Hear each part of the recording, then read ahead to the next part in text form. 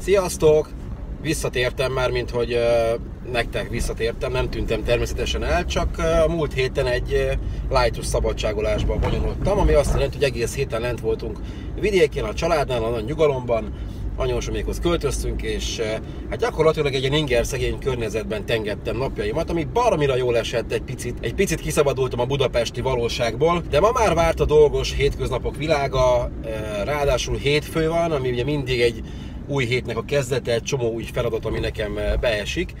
És így, hogy egy hét kiesett, gyakorlatilag összetorlottak a dolgaim, ma egész nap rohangáltam, nem is értem igazából utol magam. Reggel nem volt egyszerűen energiám beszélni, úgyhogy most délután van, hazafelé haladok, és bízom benne, hogy kevésbé fogok csúcsforgalomban sínylődni, mint amennyire általában szoktam egyébként. Ja, és persze kezd visszatérni a kánikula, aminek azért örülök, mert a lakásunkban újra 72 fok lesz nem sokára. De tényleg nagyon jó volt egy kicsit vidéken lenni, nem volt annyira rohanós minden nap.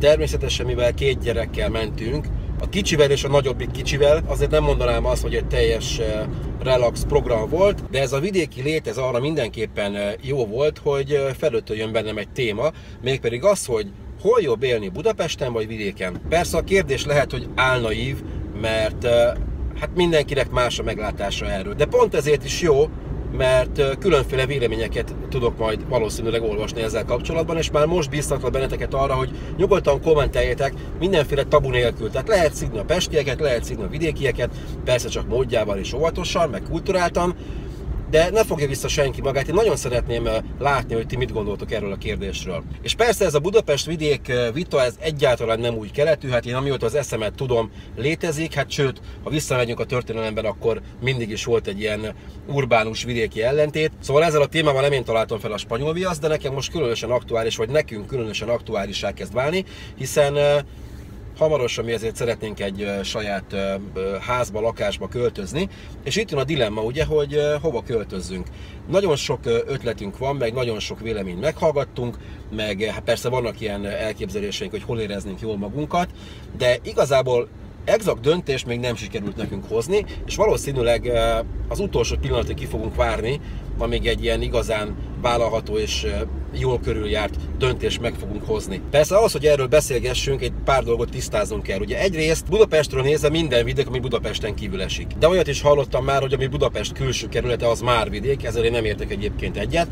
És hát ha azt nézzük, hogy mondjuk egy megyeszékhelyen, ha lakik valaki, akkor neki meg a környező települések számítanak vidéknek. Nem? Szóval az is fontos, hogy hogyan határozzuk meg a vidék fogalmát. Én most leegyszerűsítem a mi témánk szempontjából, és mondjuk legyen Budapest és az azon kívül eső területek. Ami hát ugye önmagában érdekes, mert az országnak a jóval nagyobb része nem Budapesten él. Mondhatnánk, hogy a vidék többségben van, de ez persze nem azt jelenti, hogy mindenki jól érzi magát vidéken, vagy fordítva, mindenki jól érezni magát Budapesten. De vegyük sorba, hogy milyen szempontokat szoktak mondani az emberek. Van egy olyan sztereotípia, hogy Budapesten sokkal könnyebb állást találni például. Ami lehet, hogy egy darabig igaz is lehetett, mert ugye jóval nagyobb választék van munkahelyekből, de jóval többen is jelentkeznek rá, és én mostanában pedig azt látom, hogy vidékről meg kezdenek elfogyni a szakemberek azzal, hogy volt egy ilyen Budapestre vándorlás, de ugyanakkor meg lenne rá igény, hogy ott is legyenek szakemberek, tehát lehet, hogy most meg fog indulni majd egy ilyen csendes visszaáramlás, mert ott egyszerűen jobb feltételekkel lehet esetleg elhelyezkedni bizonyos munkakörökben. Persze ez nem minden munkára és munkakörre igaz. Aztán szokták emlegetni, hogy maga az élet mondjuk vidéken olcsóbb, mert hogy ott az emberek megtermelnek egy csomó dolgot maguknak, vagy más forrásból hozzá tudnak jutni esetleg élelmiszerekhez, gyümölcshöz, zöldséghez, ami esetleg olcsóbb. Ebben is lehet valami.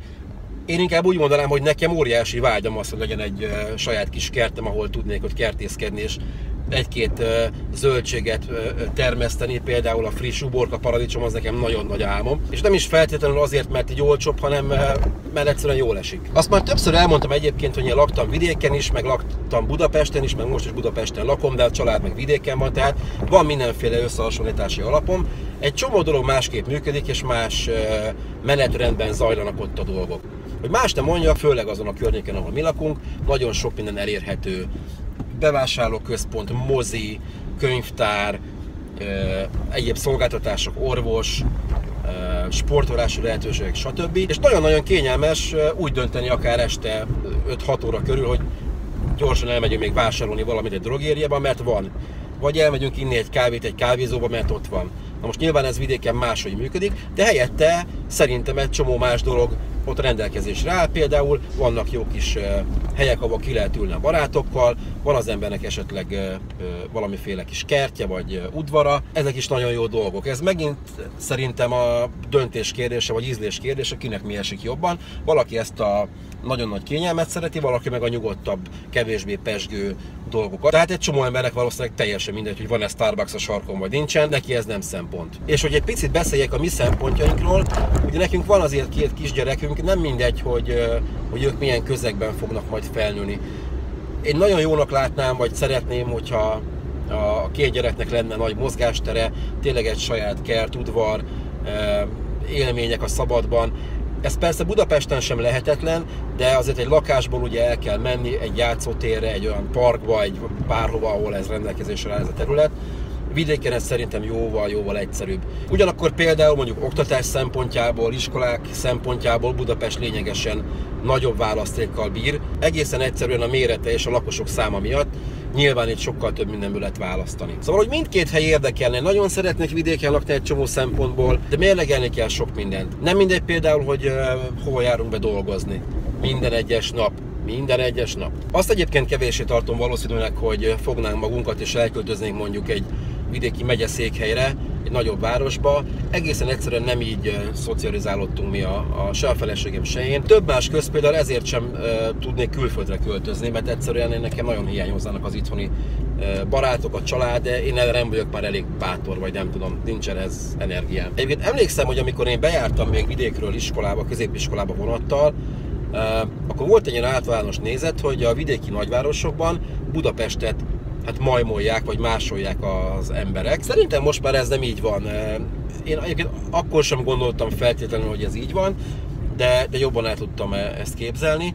Most azt gondolom, hogy általában a vidéki nagyvárosokon nagyon jó saját hangulata van, és egyáltalán nem akarnak mondjuk egy budapesti kultúrát meghonosítani, hanem az ő saját életüket és saját területi adottságaikat használják ki, és abból merítkeznek, építkeznek. De az tény, hogy ma már azért nagyon sok dolog infrastrukturálisan, ellátottságban már vidéki városokban is elérhető, ami korábban ugye csak Budapestre volt jellemző. De egy szó mint 100, egyelőre elég tanácstalanok vagyunk. Az én álmom egyébként egy Budapest külső részén fekvő házikó lenne, de hát még ha minden adottság is meg lenne benne, akkor is ott van még az ára, ami nekünk nagyon erős korlátokat állít. Nyilván nem lesz mindenre pénzünk, ezt is figyelembe kell venni, mi az, ameddig nyújtózkodhatunk. És most előállt az a helyzet, hogy hazaértem, és nem tudok beállni a kapubeállóba, mert benne áll egy autó, és nem férek be tőle.